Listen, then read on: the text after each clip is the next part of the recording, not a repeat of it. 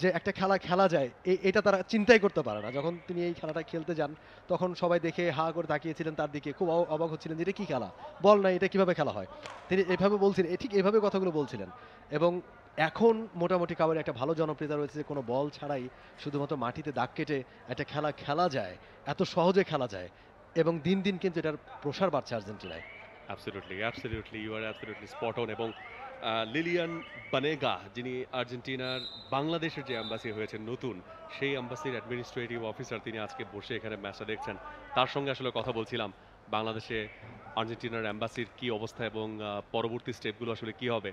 এবং তিনি বলছিলেন যে আরও অনেক লোকবল কিন্তু আস্তে আস্তে এখানে জয়েন করবে এবং তারপর তারা বাংলাদেশের ক্রীড়াঙ্গনের সঙ্গে আরও বেশি যুক্ত হওয়ার জন্য চেষ্টা করবে। এই ধরনের একটা প্ল্যান আছে আর্জেন্টিনার, উইচ ইজ রিয়েলি গুড। এবং সত্যি বাংলাদেশের মাটিতে আকাশী নীল জার্সিদের পদচারণা, সেটা যে অঙ্গনেই হোক না কেন, সেটা থাকবে। এটা মনে হয় বাংলাদেশের মানুষের জন্য একটা স্বস্তির। অবভিয়াসলি, এবং এজন্য আমি স্পেশাল একটা থ্যাঙ্কস দিতে চাই বাংলাদেশ কাবাডি ফেডারেশনকে, যারা আসলে এই ধরনের চমৎকার একটা আয়োজন এবং প্রতি বছর কন্টিনিউ করছে। তারা এত পরিচালিত একটা এবং এত সাজানো গোছানো পরিপাটি একটা আয়োজন ডে বাই ডে, এটার কিন্তু অনেক বেশি প্রচারণা এবং বেশি প্রসার ঘটছে। দলগুলো আপনি বলছিলেন যে 5টা দল, সেখান থেকে 8টা দল, এবারে 12টা দল। এবং এশিয়া বা আফ্রিকান রিজিয়ন ছাড়িয়ে সেটা চলে গেছে ইউরোপ, আমেরিকাতে। এটা একটা বিশাল পাওয়া, নিশ্চয়ই বাংলাদেশ কাবাডি ফেডারেশনের একটা বড় সফলতাও বলতেই হয়। আরও একটা রেড আর্জেন্টিনার, এবার কিন্তু পয়েন্ট পেয়েছে তারা সেকেন্ড হাফের এই সময়টায়। বেশ কিছু পয়েন্ট তারা অর্জন করেছে এবং ব্যবধানটা কিছুটা হলেও কমিয়েছে তারা এই মুহূর্তে।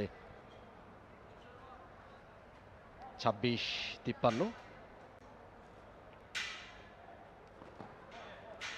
ইরাকের রেড।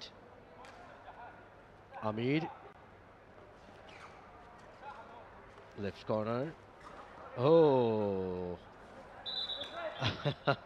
নিশ্চয়ই রেফারি সতর্ক করবেন যে হুইসেল দেওয়ার পরেও তুমি এই ধরনের অ্যাটিটিউড শো করতে পারো না। অ্যাঙ্কেল হোল্ড করেছিলেন, কিন্তু আমির ততক্ষণে মিডলাইনটা ক্রস করেছেন।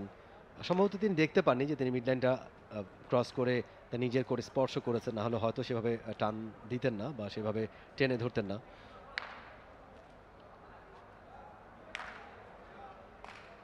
লাতিনো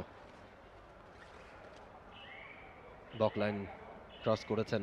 আপনাকে একটা সফল রেইড দিতে হলে বকলাইনটা অবশ্যই ক্রস করতে হবে। Bonus point for Argentina, bonus লাইনটাও ক্রস করেছেন। 27 আর্জেন্টিনা, 55 ইরাক। সেকেন্ড হাফের শেষ মুহূর্তের খেলা, রেইড ইরাকের। জাফর, তিনি রেড করছেন। জাফর